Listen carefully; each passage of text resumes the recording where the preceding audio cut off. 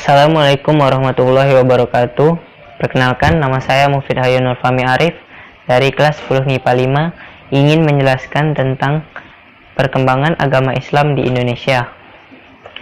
Sebelumnya, ada 3 teori masuknya agama Islam ke Indonesia. Yang pertama, teori Gujarat, yang kedua, teori Persia, dan yang ketiga, teori Arab atau Mekah. Terlepas dari perbedaan tahun, ada kesamaan dari 3 teori tersebut. Dari teori tersebut, ketiganya sama-sama berisi pendapat bahwa perkembangan agama Islam di Indonesia dilakukan oleh para pedagang dan ahli agama atau sufi. Selain itu, penyebaran agama Islam di Indonesia dilakukan secara damai, bukan melalui peperangan. Ada 3 proses atau cara penyebaran agama Islam pada zaman dahulu, yaitu melalui perdagangan, perkawinan, dan pendidikan. Banyak perubahan yang terjadi pada tatanan kehidupan masyarakat semenjak masuknya agama Islam. Penyebaran agama Islam di Indonesia semakin pesat setelah munculnya kerajaan-kerajaan Islam. Sebagai contoh, Kesultanan Samudra Pasai. Kesultanan Samudra Pasai merupakan kerajaan bercorak Islam pertama di Indonesia, tepatnya di pesisir pantai utara Pulau Sumatera, sebagai pusat pemerintahannya, dekat dengan Lok Sumawe. Setelah itu, juga mulai banyak terdiri kerajaan-kerajaan bercorak Islam di Pulau Jawa hingga ke wilayah Indonesia bagian timur. Adapun beberapa kerajaan Islam lainnya seperti Kerajaan Demak, Kesultanan Cirebon, dan lain-lain.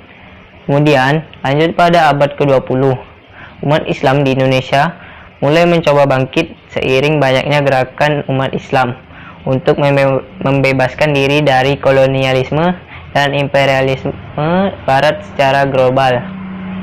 Organisasi berlandaskan sosial dan agama mulai bermunculan, seperti Syarikat Dagang Islam di Bogor, Persatuan Islam di Bandung, Nahdlatul Ulama di Surabaya, dan masih banyak lagi yang menandakan rasa nasionalisme mulai tumbuh.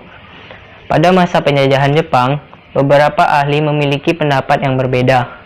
Sebagian yang lain berpendapat bahwa Jepang memberikan akses lebih pada organisasi Islam untuk lebih berkembang. Namun, sebagian yang lain tidak. Mereka berpendapat Jepang memiliki maksud tersendiri. Namun, setidaknya situasi ini dimanfaatkan oleh para tokoh pergerakan kemerdekaan Indonesia. Setelah Jepang dikalahkan oleh sekutu, tokoh pergerakan kemerdekaan segera mengambil kesempatan di tengah melemahnya Jepang untuk memproklamirkan kemerdekaan negara Republik Indonesia.